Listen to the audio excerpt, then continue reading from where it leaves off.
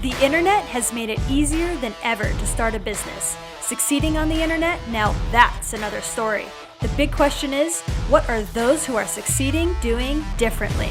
This podcast has the answers. I'm your host, Lisanne Murphy, and I am joined today by the incredible, talented, and a great friend of mine, a mentor of mine, Ryan Espinoza. Right, Ryan, thank you so much for coming on the show today. Thank you for having me. I'm super stoked to be here. Well, guys, you have no idea how much love I have in my heart for this guy. I mean, Ryan has been an integral piece in my journey, and so I'm so excited to introduce you guys to him. I wanted to read a little bit of the bio that he created, and then I'm going to give my own little spin on it because Ryan and I have been good friends for a couple of years now.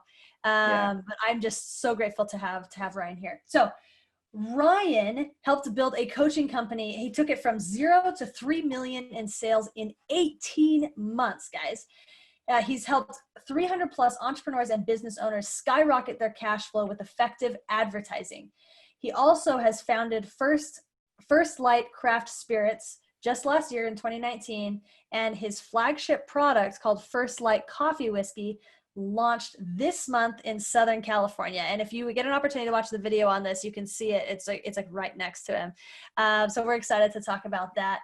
But Ryan, personally, Ryan, on every podcast I go on, when they ask about my story, I actually talk about you because you have been so important in my journey. So Ryan was actually my Facebook coach. And so he has been so pivotal in helping me craft who I am as an entrepreneur today and how I look at advertising and how I look at marketing. So much of it is just got the Ryan stamp all over it. So it is just like a joy for me to have my mentor and good friend on today. And he's not just an incredible marketer, but he is the real deal as a human being. He's all heart, and he's amazing. He cares about the people that are in his life. And so I'm just really grateful to have him in my life and on the show today. So again, you're too kind. I mean, every single word. Okay. So for our audience that are now just drooling over who's this guy, who's this amazing powerhouse, tell us about your journey. How did you get into the online space, into media buying, and eventually to creating this spirits company? Yeah. I mean, it's a long story, so I'll shorten it up a bit. But before that, I mean, thanks for the introduction. I'm super stoked to be here. I've been very excited to watch you just skyrocket as one of my, I would just say the number one student I've ever had and I've ever worked with. And it's been really cool to watch you. And I'm so excited to be a part of this at this point. And we haven't actually spoken in since, we've had this whole quarantine situation. So I'm just ready to catch up and, talk about everything advertising. I love it. So, I mean, I started really coming out of college, I started, developing websites on my own and got into web design and just started as an entrepreneur right when I was finishing college. And then from there, just really partnered with a friend after about a year and took that small business I had and we built an agency. And that went pretty well for a couple of years. We were very development and design heavy. So I have a really studious background in user experience and customer journey from the design side before I had it from the sales side. And then that really turned into me going up to Silicon Valley and chasing startup money for our app ideas, which I feel everyone did at that time. And so that was really fun for a couple of years. Which then led me to actually, as you mentioned, starting Clients in Abundance. I was one of the few on the small team that really launched that in 2018. And we just found enormous success right away. Like we said, we helped over 300 people in those 18 months, really made a lot of revenue and impacted a lot of lives. And we just learned a ton in the process. And it was a lot of late nights and, trial and error and just, learning as we were going. But it was a super fun journey. And so at this point, I kind of built on that and started helping, businesses and entrepreneurs on a more individual level. And that actually brought up this opportunity with First Light Whiskey. You know, I'm a surfer at heart and a Southern California kid. And I partnered with a cousin of mine, actually, who's a bit younger, and came to me with this idea, and we just hit it at the right time, and we're super excited about that. And even with advertising, like right now, the alcohol industry is really wide open for the first time, with being able to like sell directly to consumers and like do some cool delivery stuff, and actually, you know, create campaigns where you can like see your ROI from like click to delivery. So it's super cool. It's a very exciting thing to be in, because, you know, from the advertising side, I feel like I've advertised everything, and then now here I'm in the alcohol space, and I've, you know, never put my hands in that before, so it's super exciting. I love it. Well, and guys, I have had the opportunity to watch Ryan in this journey with the alcohol company that he is creating, and when in the very beginning he was like telling me stories about how they had to like get in with like the mafia even to like figure out how to make this thing work. And so it is something that has been in the works for a long time, and they've been working really, really hard at it. And it's not, it's, you can tell their dedication to it, because it's not something that just like popped up. You know, it's like not like a new Shopify store that just like popped up overnight and started being successful. I mean, you guys have been working on this for months, maybe even a year, right? Yeah, over a year. There's a ton of barriers to entry in this in the alcohol industry, and funny you mentioned the mafia. I think that conversation, yeah, was because, you know, with, if we go back in history, like with Prohibition, when that essentially got lifted, the same family still controlled all the alcohol in the United States. So there's like, we think we have all these choices and all these beverages and all these options, but there was like a small handful of people that like pretty much own all of them. And you have to have this like 3-tier distribution system. I'll get into this a little bit, but to where like the same families that are running booze and Prohibition still had to like be your distributors. So even if you came up as a producer, like you couldn't sell directly to consumers, you had to go through one of these distributors, and that's just how the laws have been since then. With COVID here in California, it just changed to where, like, because of the supply chains getting shut down, California switched its laws. So as a distiller and a distributor, you can sell direct to customer without like having 2 of those steps.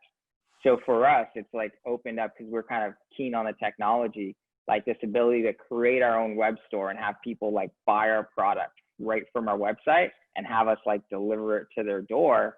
And, you know, without those extra, it's like without those extra tiers. So it's a very cool opportunity right now. Well, and what's so interesting about that is like when you started this, you didn't know that you'd have No. 66% of the steps cut out. And so to like have this opportunity with like the market timing match with your skill set that you've built over the last decade to create this is just, it's amazing. It's absolutely amazing. Yeah, it's all lined up really well. And it's just been super exciting the whole time. I mean, we started it from a passion. Like, one thing I didn't mention in my story, like when I was in college, and then as I was starting my side hustles and my entrepreneur business on the side, like I was a bartender. I really got into this sounds funny. I really got into booze as I lived in Argentina for a year and lived in Buenos Aires, and really got into wine and got a taste for like just learning my palate, and came back to the US and started bartending, and just got infatuated by like the craft of creating a cocktail, like the whole process, the flavors. Like it's really like an art and a science, like cooking, but in a cup. And like what you can create with that is incredible to me. And we just wanted to take that same passion for quality and like combine it with, you know, our San Diego like vibe and lifestyle, and create a product that was missing, you know, something that fit our market and that we would enjoy drinking, you know, everywhere we went. I love it. I love it. Yeah. So I want to ask a follow-up question with your journey. Sure. before we jump into the marketing. And that is like one of the things that I love about you, Ryan, is that like you're always very dedicated and diligent in your work, but like your eyes are always open to opportunity. And I want to know, like, have you always been like that, where it's just like, I'm going to work in the direction that I feel like I need to go, but it's okay if like things change? Or like, were you frustrated for a while? Like when like you started an agency and you hit the friction that you weren't into, like how did you get to be this person where like you just have this free flowing energy and you just attract the next thing that's just, it's going to continue to be better and better with each next step? Yeah, it's a great question. And it's really been, for me, it's kind of been a process of learning how to say no, to be honest, because I think I've just been inherently, since I was younger, I just did a lot of stuff from sports, and like I used to like make my own skate videos. I would like hustle and sell like, you know, things to my friends in high school, and like have eBay stores, and like I was just everywhere. Like I was just kind of had a lot of energy, and really just, I think the key was I was just really happy and enjoying what I wanted to enjoy, and all these things that I found interesting, I just pursued them. And that curiosity for creativity, I think, has been what fuels me and keeps me like energetic and keeps me stoked about new projects and about what I'm working on, and really about helping people, which is like how the whole mentoring thing and like and coaching worked out for me. But the difficult part for me was learning how to say no to those things, because there's a certain time where you have to focus in and not say yes, and like, and there's good opportunities that look fun, and you have to prioritize, and you have to put them aside so you can like get to the level you want to achieve with, you know, the one or two things. I would say one for most people, but I still try to do at a time, one or two things that you really want to take to that next level. So what are your guiding pillars or principles that help you decide what your one or two things are going to be? Yeah, so I mean, you know, the spiritual answer is like I follow my heart a bit with it, and I like to meditate, and I do things like surfing, which typically when I'm not focused on a project or something, I figure my mind has some clarity, and I get pointed in the right direction. But when I really look at, say, like business opportunities, it's about the people first, right? Like 100%, it's about who you're working with, and do you match together? Like, do you complement each other? Like, can you let them like excel and like trust them to do their part while you do your part? So like that complementary business is just the number one for me. And then number two is knowing the numbers.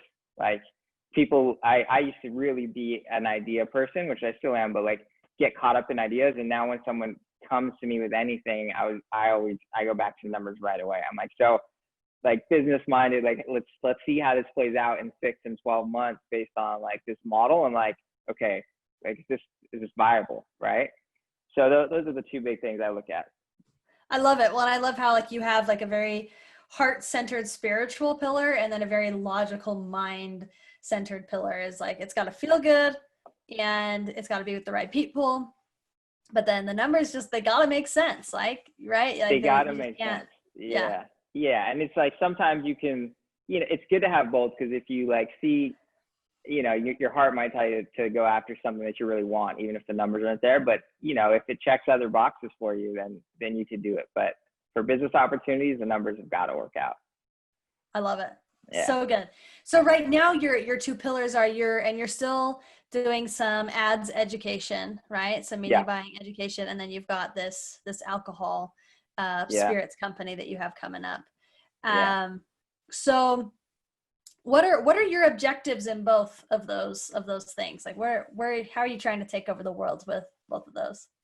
Yeah, I mean, with advertising, my main goal now is really just to help as many people as I can. I just really want to empower people with the skills and like the knowledge that have allowed me to really pursue and like live the life of my dreams. Like as I'm pursuing this, you know, I live in San Diego. I surf, I play guitar. I enjoy time with my friends and family.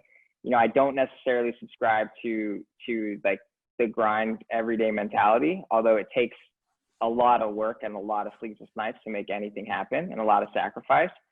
But it doesn't all have to be that. And for me, if you're not enjoying, like the idea of success, like if you don't feel successful now, for me, you're never going to feel successful. Like you have to feel successful at the stage of the journey you're at, or it's never going to get there. And I've seen people make millions of dollars and still not feel that. So that's a big lesson I've learned, throughout my journey.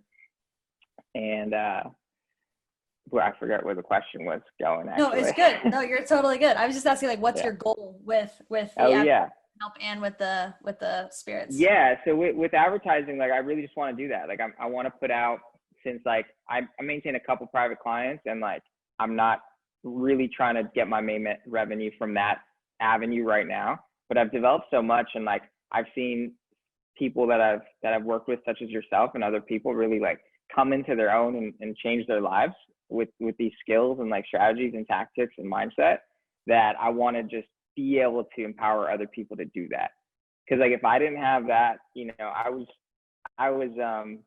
I like to call myself unemployable at one point. Like I just never saw myself working for someone else, and like I just didn't have that. Like I needed to do my own thing. I don't do well with authority in any regard.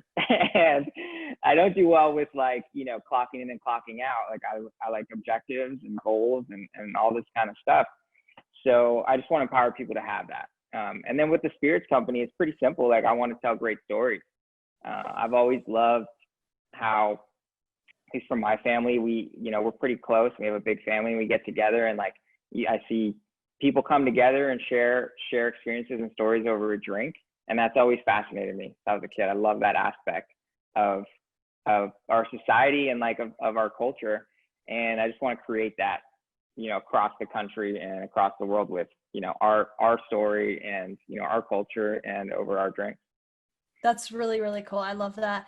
I remember I had an opportunity to go to dinner with Ryan and a group of other entrepreneurs about a year ago. And it was this like swanky San Diego restaurant. And it was just so fun watching Ryan pick out his drink for the night. And it was like so carefully crafted based on the mood he was in, the food he was choosing to eat, like the people who were in, and you really did, like, it gave me a great appreciation for people that use alcohol to create an experience.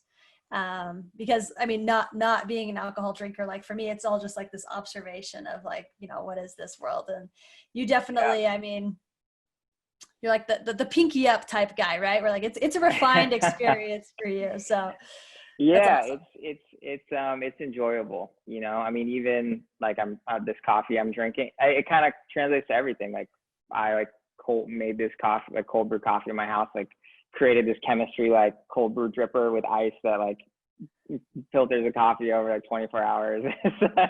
It kind of becomes an obsession of just, we consume these things, and I like the process of getting involved in creating, and I like the enjoyment of that experience. So I love it. Yeah. I love it. Okay. So let's talk about it, because like, it's really exciting with what you're doing with First Light, and with all the changes that you've mentioned with Corona. So talk to us about a bit about like what your, like what are your advertising goals around this product, and like what are some roadblocks you've come up against as you've been trying to figure out how to navigate this world? Yeah. So, just to give your listeners a bit more background, I was very much came up in the direct response advertising world, very old world kind of mentality of copy and sales funnels and such, and all paid advertising. Like everything I've done has been related to that more than any sort of like organic or anything of that nature. And so initially with spirits, it wasn't going to be much paid advertising at all till like a few months ago. And it was, so it was more of a marketing exercise, and like really understanding our consumer base, and like really connecting our story to who they are. And if you look at, firstlightwhiskey.com, you'll see exactly who we're talking about. It feels like you're in Southern California. Like it's all about adventure and sunrise and sunset, and just these moments of elusiveness that we always chase. And so it was about, that in-depth like customer research, and like understanding, what their vision was, and like, and really putting our values upon that. But as things have changed, like this whole other opportunity of paid advertising has come into play. So right now, like we're using a lot of Instagram and a lot of Snapchat, and we're partnering with companies like Drizzly, and then we have our own direct sales that we can do online to really start like collecting a ton of data like you'd be familiar with normal e-commerce that, you know, alcohol producers never used to get because they couldn't sell their own stuff. So they didn't have their own customer data. Like it was always someone else, like a store or a third party. But now like we actually have set up our own pretty much Google Data Studio to like have our full analytics from like click to purchase for our customers. And so we can ship to all 50 states, and we can do delivery in Southern California. And so it's very exciting. Like we just have data coming in, so I don't have a ton of like numbers, but like it looks promising for what we can do.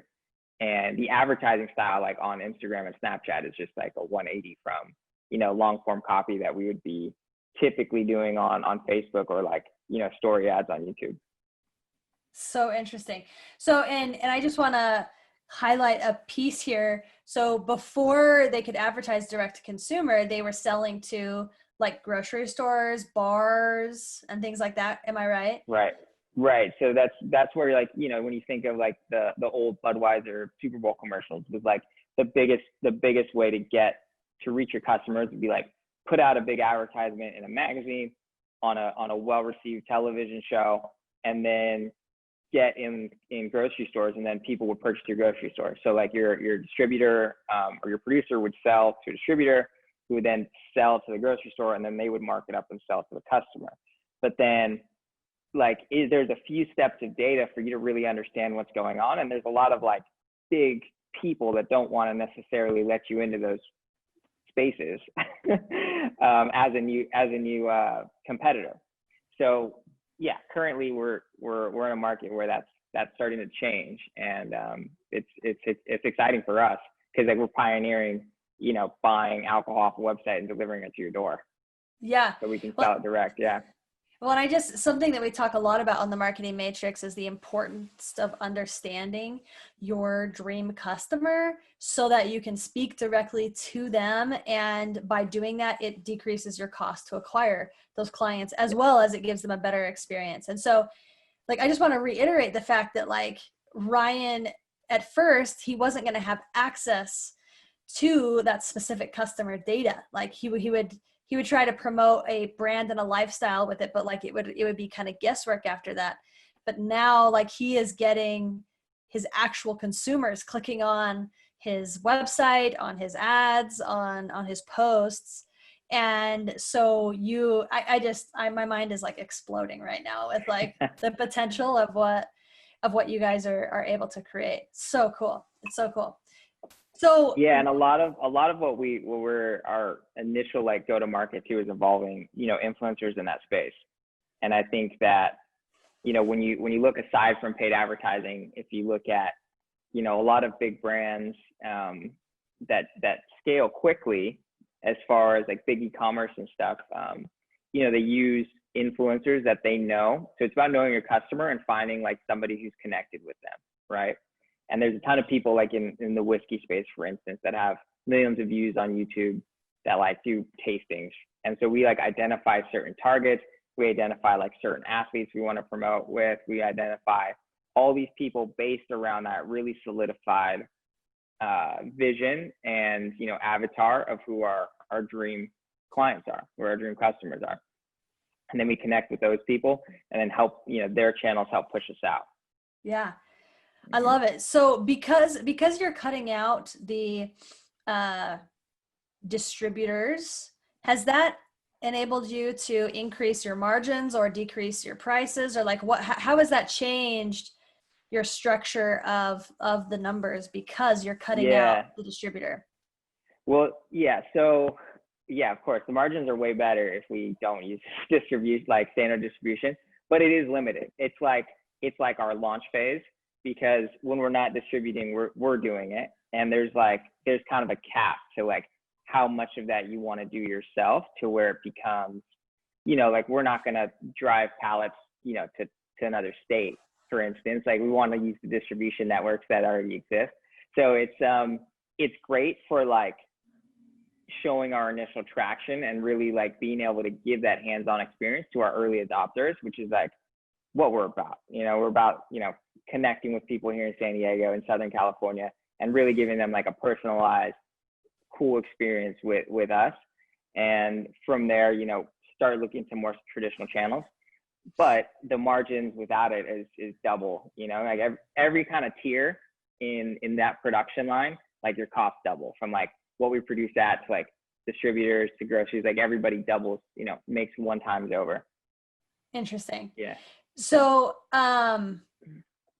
what have you started, well, you're still wanting to sell to stores and bars and restaurants and things like that, correct?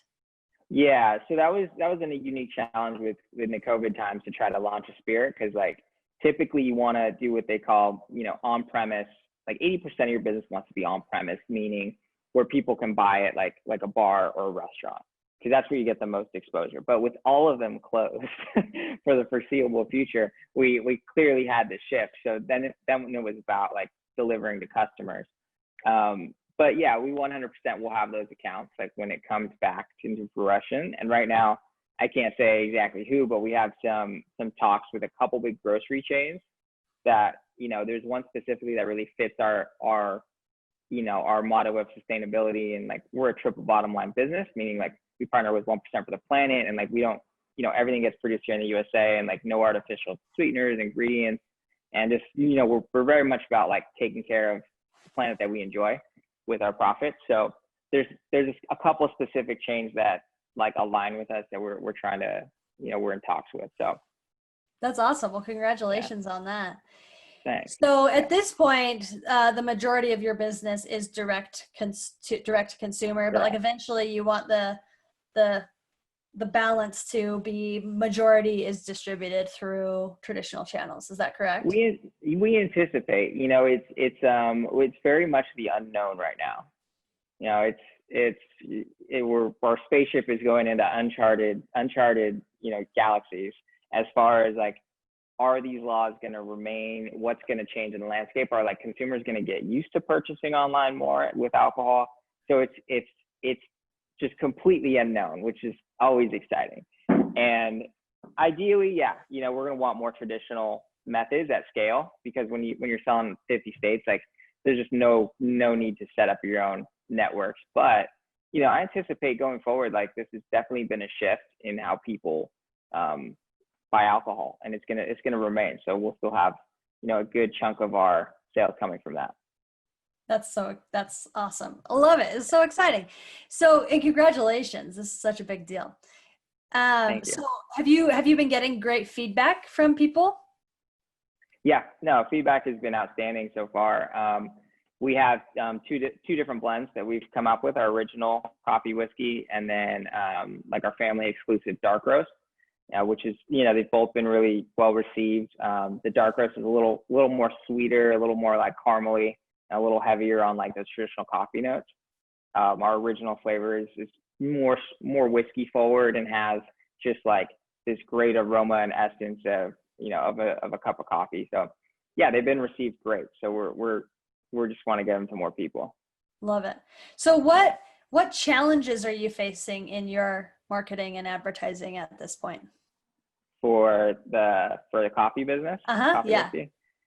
Yeah, I mean, I'd say the biggest things are, it's like I said, it's a new market. So we're having to do a lot of setup. And I know, as far as like Google Analytics and Data Studio and just trying to manage like the way we have to sell, like the services we have to use, sell online, like don't have like really robust APIs, and there's not a ton of integration. So just like having to build everything in and like monitor it ourselves has been a challenge, because it's in fact like a new system. So we're taking these things and like what we're trying to visualize and create hasn't been done yet. So we're seeing things in a new light, and in doing so, you're always going to have, errors and things you want to pay attention to. So that's been a challenge.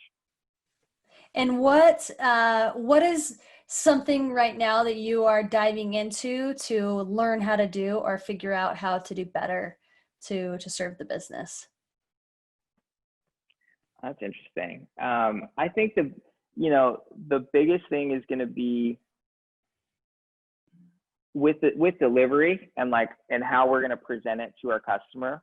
This is going to align with similar how you think about your traditional customer journey in like any sort of digital advertising, is that experience from like click to now door, right? And so, we've been experimenting with different sort of packaging and boxing, and it's those same concepts we think of like from click to customer, where you want this really value packed and like smooth user experience, and like you want to like educate them along the way. Like we want to do the same things, but now it's like translating from like digital into the physical realm.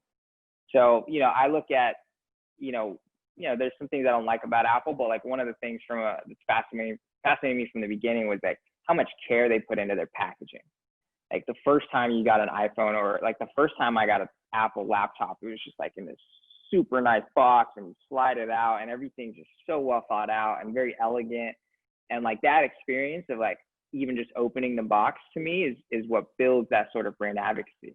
Those little details, whether they're, on like an email you send out when a customer makes a certain interaction, or just like an extra touch point that they're not used to, really make a difference in somebody being just a customer versus like a raving fan versus like those lifetime values that you really want. So that's really what we're experimenting with. And I have a great design team I work with that we're trying to figure out like, okay, once we get this order, like how do we deliver it to somebody and give them that wow experience, all the way from like putting their hands to them, like opening it to really like having a touch feel with the label. Our labels are super cool. They have like the soft touch and then like 3 different textures going on. So like we've definitely spent more on labels than I would say most people do, but it's worth it. That's the kind of product we want to create, and like the type of experience that we want our community to have. That's so interesting, and I love how you're thinking about it, and even like not just to the door, but to the unpackaging, the unboxing, and pouring that and having their first sip. I mean, I'm sure you're thinking through all of those things. Like especially if you're having a textured label, like you're thinking like how does the bottle feel in their hand and all that. No, we went through multiple bottles and like variations, designs, like all the little things that you go through, which is why it takes time to create. But we're really happy with where it's at. That's so exciting. Okay, so let's talk about the Facebook side for a second. What have you noticed in the marketplace with all of the changes that are happening in the world? I read this really interesting article in the Wall Street Journal where it was talking about how there's approximately $20 billion less in the marketplace because of events or sporting events or restaurants that aren't advertising on social platforms, specifically Facebook, like they used to. And so it's kind of changed the landscape. What's been some things that you've noticed in Facebook advertising in the last few months? Yeah, I mean, just a couple of days ago, they unveiled their Facebook stores for businesses. I saw that. Which is like, so I mean, obviously now with physical products, it's like it piqued my interest right away, and it seems like it can help a ton of people. I've seen like restaurants like immediately have like order food buttons on Instagram, and like, there were some changes that are definitely geared towards that small business, and from the get-go, like Facebook definitely caters towards that sort of market. What I've seen as far as like in the info product and like coaching market is that it's definitely gotten as competitive as ever. And like I've seen CPMs that are like, it feels like Christmas. And I'm like, it's not Christmas. It's like, what are we in, like April, May? I'm like, it's definitely like those businesses have dropped out, but like the online stuff is maxed out as ever right now. So, what I see, and the kind of really my main advice is that like the one ad can change everything, right? And so like knowing your market and like immersing yourself in who they are and like what they do and what their pains are and their specific experiences that they go through and all that kind of stuff, and writing constantly is going to get you the advertising copy and that ad that's going to change your business and potentially change your life. When I look back on like the 3+ million we made over those 18 months, like I could pin 80% of it to like 1 to 3 ad copies, and we must have put out hundreds, you know? And like, I specifically remember the state of mind I was in when I wrote each one of those, because like each one of those is like, okay, that just like took over the business. And there's, you know, for every one of those, there's dozens and dozens that, you know, are just okay or don't work. And I think a failure for a lot of people is they get some decent numbers and they're like happy with it. And I'm like, no, there's like most people that whose accounts I see, like they haven't even seen what a winning ad looks like. Like, I feel like good copy and good marketing advertisement is few and far between. And like, when you see them, like the numbers just get ridiculously better than anything you've seen. And that's how you can like scale. It's really high. I love it. So what I'm taking away from that is, because of the data that Facebook gives, it gives you the opportunity to test a lot of things, but you shouldn't ever just be satisfied. Like, you should be going after that one ad, because when you have something that is just, it clicks with the product, the market, and the message, when all that clicks together, it's a magical combination. Exactly. Yeah. And too many people, I think I see out of touch with the market, because there's a mistake that I think a lot of advertisers do. And it's super easy because, you know, we all feed off each other, but we see enough advertisements where we start like, it starts incepting on us, like what, you know, we start thinking this is what the market's thinking because these are what the ads are saying. And that's like not always the case. Like, you have to go like a layer deeper and like really start like talking to people who are in your industry, like talking to people who you're going to target, and like interacting where they're interacting and like getting in that headspace. And that's really going to allow you to like create that unique advertisement and really like a unique mechanism that's going to, you know, be way above your competition. I love that. Do you have any tips you can give us to get there in terms of either the conversations that need to be had with prospective customers, or things that you've noticed with ad copy? Like, one thing I've noticed, because people are becoming more and more desensitized to ads, it's harder to find that golden one, right? Because it takes a lot more care in the fine tuning of it for it to be successful. So do you have any tips or pointers to head advertisers and small businesses in the right direction on that way? Yeah. I mean, you want to break patterns. So whatever, you know, typically when you see like the market zigging, that's when you want to zag, to put it easily. So as you like scroll through your advertisements, you start seeing certain trends. Like, you want to figure out how to break that trend and like still stay, you know, still get your message across. Whether the trend is like, you know, your bars on videos or like colored images or black and white. So you'll see these different sort of phases roll through. Or even like with copy, I'm sure you see it in like ad buyers groups, as I do. Like, it cracks me up when people like put those copies that like look like ads and they just fill them out like they're templates, and they're like, oh, I've seen like 13 of these today. And like everyone across the industry is just using the same thing. And so you want to like look at that, and obviously it works, but you want to make it your own and really like do something different on it. And to get that information, typically talk to your customers. If you have clients, talk to your clients. Like, get specific stories, you know, find out if you have a product, like look at the Amazon reviews, look at people reviewing them. Like, what are they saying about it? What are their problems with the product? What problems did it solve? Like, use these specific examples. And when you actually can tell a story that's like relating to a specific problem for a specific person, you're going to speak to a lot of people. When you're talking in generalizations, you're going to speak to no one, and it's going to get lost. So I love it. Those are such good tips. Such good tips. I love it. Yeah, I was having a conversation with with someone just a couple days ago, and they had this funnel in their ad messages, and they said, you know, I really think that this product can help property managers and real estate agents. And I'm like, great. But their ads and their funnel were going to both at the same time, but both of the mindset of those two groups are completely different. So I had a whole conversation with her. I'm like, okay, this product, the offer might apply to both, but if you try to tackle both of them from the beginning with the advertising, like you're going to lose every single time. Yeah. Yeah. Yeah. That's the perfect case. You want to isolate on those because they have completely different problems that they go through on a day-to-day basis. And yeah, if you try to talk to both, you're gonna there's like an old saying about rabbits and dogs, like chasing two and he's never gonna get it. Oh yeah. I know what Yeah. you're talking about, but I can't think of the saying either. Yeah. Something like Yeah. that. I love it. Okay. So unfortunately we are coming to the end of our time, which I'm like super sad about because I could talk to you forever. So we're going to have you back for sure.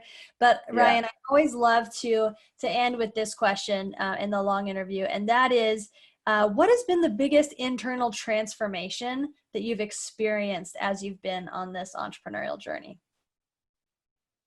That's a good one. That's a great one. The biggest transformation for me has been to see.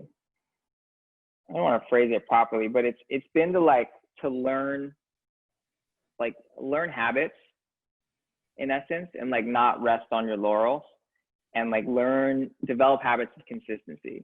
So as a media buyer, right, we go through, or even agency owners, right, we go through like these periods of like tons of stress and like, oh my God, nothing's working, to like, ooh, I haven't touched stuff in a couple weeks. Everything's flying. It's doing easy.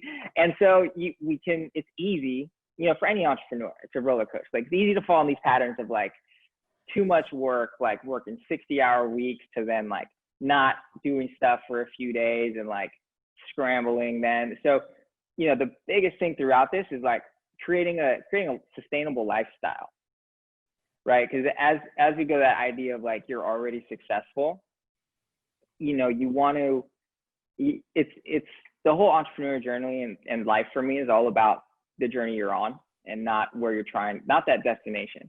So it's about creating a lifestyle that like allows you to enjoy your work and allows you to enjoy the moment you're in.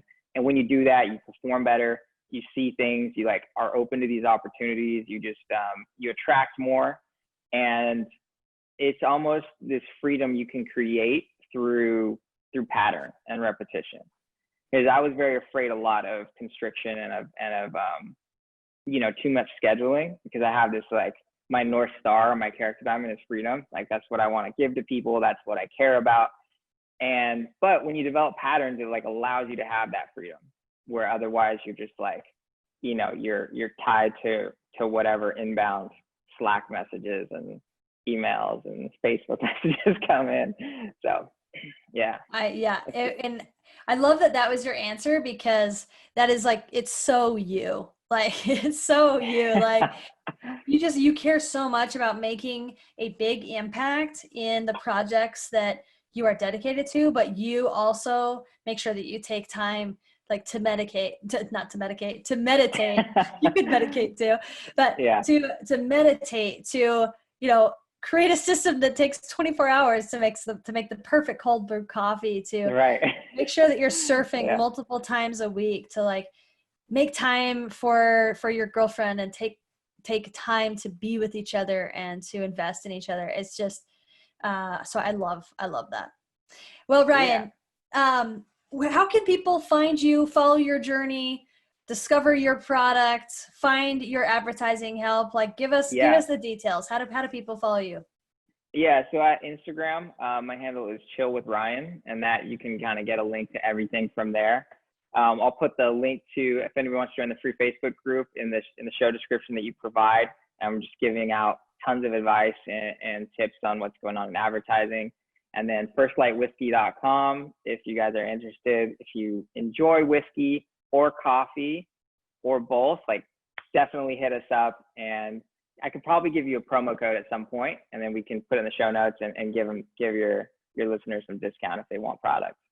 That would be awesome. We will make sure to put all those links down in the episode notes. And then also right before this, guys, I was talking to Ryan about the Marketing Matrix Toolbox, and he said he's in the process of creating a remarketing strategy blueprint for us to help you have a structure to your remarketing, which I can tell you from experience is really critical and so powerful to set up something that will just continue to work for you over time, as well as dropping the cost to acquire a client. So super, super powerful tool. And I'm really excited that you're willing to put that in the toolbox. So we'll get that in there as well.